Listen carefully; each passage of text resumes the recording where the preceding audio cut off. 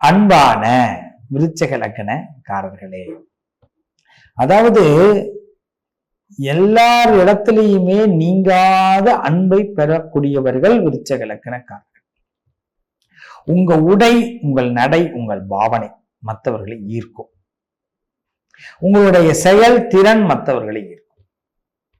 உங்களுடைய சுறுசுறுப்பு, உங்களுடைய நிலையான ஒரு விஷயத்துல பிடிவாதம், அதாவது வெளியிலேயே காட்டிக்க மாட்டீங்க, ஆனா பிடிவாதமா இருப்பீங்க. அதற்காக யாரை வேணாலும் இழப்பதற்கு தயாராக இருப்பீங்க. இழப்பெல்லாம் ஒரு பெரிய விஷயமே கிடையாது, மேட்டரே கிடையாது. எனக்கு சக்சஸ், நான் ஒன்னு இழந்தா 100 பெறணும் அப்படின்னு நினைக்கக்கூடியவர்கள் இந்த விருச்சக லக்னக்காரர்கள். லக்னத்துக்கு அதிபதி செவ்வாய். உங்க லக்னத்தில் இருக்கிற ஒரு மைனஸ், அங்க சந்திரன் நீசம். சோ சில நேரங்கள்ல பல பேர் மத்தியில இந்த ஆளுக்கு புத்தி இருக்கா இல்லையா, இந்த அம்மாவுக்கு புத்தி இருக்கா இல்லையா அப்படின்லாம் பல பேர் கேட்பாங்க. ஏன்னா நீங்க செய்கிற செயல் முதல்ல மற்றவங்களுக்கு புரியாது. நீங்க செய்து அது வெற்றி அடைந்த பிறகு, அன்னைக்கு நினைச்சையா இந்த இடத்துல அவர் இப்படி பண்ணாரு, எனக்கு புரியல, இப்பதான் புரியுது அப்படின்வாங்க. அப்பவே கண்டுபிடிச்சிடலாம் யார் ஒரு விருச்சக லக்னக்காரர் தானே அப்படின்னு சொல்லிடலாம். ஏன்னா மற்றவங்களுக்கு புரியுற மாதிரி நடத்துறதுக்கு நம்ம சாதாரண ஆள் இல்லை. கிருஷ்ண பரமாத்மாவுடைய அவதாரம் விருச்சக லக்னம். கிருஷ்ணன் பண்றது யாருக்குமே புரியாது. பார்த்திருக்கீங்களா? கர்ணன் படம், குந்தி கேட்பா, குந்தி கிட்ட கிருஷ்ணன் சொல்லுவான், 5 பிள்ளைய நீ காப்பாற்றணும் அப்படின்னா கர்ணன்கிட்ட போய் ஒரு வரம் கேளுன்னுவான். பிரம்மாஸ்திரத்தை ஒரு தடவை தான் விடணும், இன்னொரு தடவை விடக்கூடாது அப்படின்னு சொல்லு, வரம் கேட்டுட்டு வா அப்படின்னுவான். கொடுக்கலன்னா அப்படின்வான். புரியுதுங்களா? இப்ப இந்த வரத்தை அவர் கேட்கறதுக்கு முன்னாடி கிருஷ்ணன் சொல்ற வார்த்தை, 5 பிள்ளையும் காப்பாற்றணும் அப்படின்னு கேட்டா அவன் ஒத்துக்கிட்டானா உண்டு, கொடுக்கலன்னா அப்படின்னு கேட்கும்போது அவர் சொல்லுவா, அப்ப அவர் சொல்லுவார், பிரம்மாஸ்திரத்தை ஒரு தடவை தான் விடணும், அதை கேட்டுட்டு வா அப்படின்னு. இது அந்த இடத்துல நடக்கிற செய்தி. ஆனா அதுக்கு முன்னாடி குந்தி ஒரு வார்த்தை சொல்லுவா, நல்லா கவனிக்கணும். குந்தி தேவி என்ன சொல்லியிருப்பாங்க, அதாவது 5 பேரோட உயிரை காப்பாற்றணும் அப்படின்னு கேளு அப்படின்னு சொன்னோன்னு குந்தி சொல்லுவா. கொடுக்கலன்னா அப்படின்னு கேட்கிறாள்ல, என்ன செய்ய அப்படின்னு கேட்பா.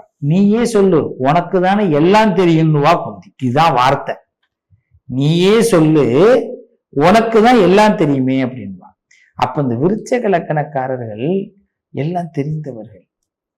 உங்க வீட்டுல ஒரு விருச்சக லக்னக்காரர் இருக்காருன்னா, நீங்க ரொம்ப சிரமத்துல இருக்கீங்க, ரொம்ப இக்கட்டான சூழ்நிலையில இருக்கீங்கன்னா, அந்த நேரத்துல இவர்கிட்ட ஐடியா கேளுங்க. கரெக்டா கண்ணனை போல் ஐடியா சொல்லுவார். கண்ணனை போல் பதில் சொல்ல.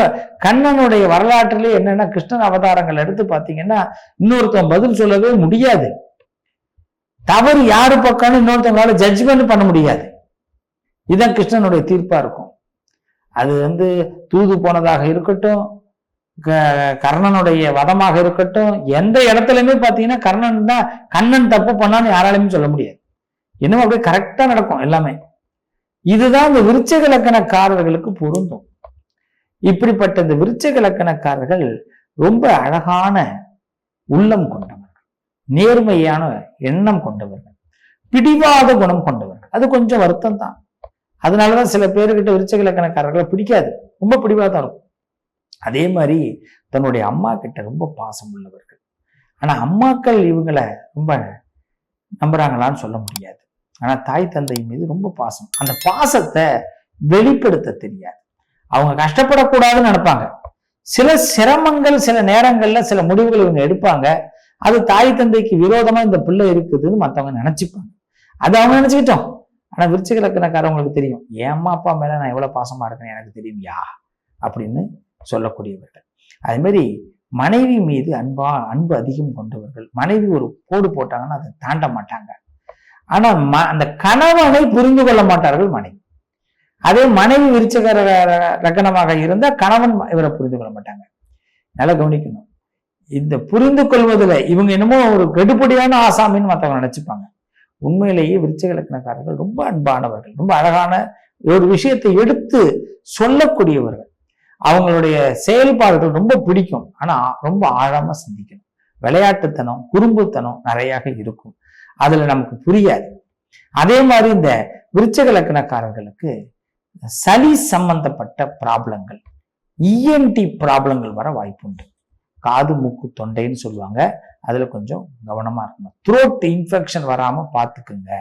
அது மாதிரி வாகனங்கள் அடிக்கடி விபத்துகளை ஏற்படுத்தக்கூடியவர்கள், அவங்க வண்டியை போய் பாருங்க. விருச்சிக லக்னக்காரங்க 2 வீலர் கார் வச்சிருப்பாங்க. அவங்க டிரைவ் பண்ணாங்கன்னா கண்டிப்பா ஒரு கிராச் இருக்கும். அவங்க எவ்வளவு பெரிய கார் வச்சிருந்தாலும், எவ்வளவு பெரிய 2 வீலர் வச்சிருந்தாலும் லைட்டா அடிச்சிருப்பாங்க, லைட்டா உரைச்சிருப்பாங்க. எங்கேயுமே இல்லைனாலும் வீட்டுல பேக்ல வண்டி எடுத்து ஒரு ஷெட்டுக்குள்ள போடும்போது லைட்டா இதாயிடும். அவங்களுக்கும் மோட்டருக்கும் ஏகப்பட்ட ப்ராப்ளம் ஏற்பட்டுக்கிட்டே இருக்கும். அவங்க மோட்டர் மட்டும் ஏதாவது ஒரு ப்ராப்ளம் நடத்திக்கிட்டே இருக்கும். அதனால மோட்டர் ப்ராப்ளங்கள் இது கண்டிப்பாக விருச்சிக லக்னக்காரர்களுக்கு ஏற்படும். அதே மாதிரி பார்த்தீங்கன்னா ஜுரம் வராது, வந்துருச்சுன்னா போகாது சீக்கிரம். ஜுரத்தை மட்டும் பார்த்து வச்சுக்கோங்க. உங்களுக்கு சுபகிரகங்கள் பார்வைப்பட்டால் உங்களுக்கு 90 வயசு சிறப்பா இருப்பீங்க. ஆயுளுக்கு குறைவில்லை. காலில் பலம், தோல்ல பலம், காலில் பலம். இதுதான் விருச்சக லக்னம். மூலக்காரர் அப்படின்னு சொல்லுவாங்க. ஆனா உங்களுக்கு சுபகிரகங்கள் பார்வை குறையும் பொழுது இஎன்டி ப்ராப்ளம் வரும். நல்லா கவனிச்சிங்க. உங்களுக்கு சுபகிரகங்கள் பார்வை குறைஞ்சதுன்னா இஎன்டி, கண்ணு, மூக்கு, வாய், காது சம்பந்தப்பட்ட விஷயங்கள்ல கவனம், முக்கியமா தொண்டை. அதனால ஏதாவது ஒரு என்ன சொல்லுவாங்க, என்னமோ மிஷினு அது தொண்டைக்குள்ள விட்டுலாம் ஸ்கேன் பண்ற மாதிரிலாம் வாய்ப்பு ஏற்படும். காதுல தூக்கி மூக்குல வாயில வர்றதுக்குலாம் வாய்ப்பு ஏற்படும். அதனால அது சுபகிரகங்கள் மட்டும் நல்லா இருக்கான்னு ஒரு தடவை செக் பண்ணிக்கணும் எப்பயுமே. அப்படி ஏன்னா உடம்பு வியாதி வராது, வந்துருச்சுன்னா தொடர்ந்து வந்துகிட்டே இருக்கும். சீக்கிரமா விருச்சிக லக்னத்துக்கு வியாதி போகாது, வரக்கூடாது. வந்துருச்சுன்னா போகாது, அது ரொம்ப லேட் ஆகும். அது எப்படியாவது கொஞ்சம் கஷ்டப்பட்டு, ஏன்னா ஒரு மாத்திரையை சாப்பிட சொன்னா சாப்பிட மாட்டீங்க, ஒரு மருந்து தொடர்ந்து எடுத்துக்க சொன்னா எடுத்துக்க மாட்டீங்க. எல்லாம் பார்த்துக்கலாம், செஞ்சுக்கலாம். ஒரு ஆஸ்பத்திரியே கிளம்பி போங்கன்னா உடனே போக மாட்டீங்க. அது பார்க்கலான்னு அப்புறமா ரொம்ப முத்தின பிறகுதான் ஆஸ்பத்திரிக்குள்ள போவீங்க.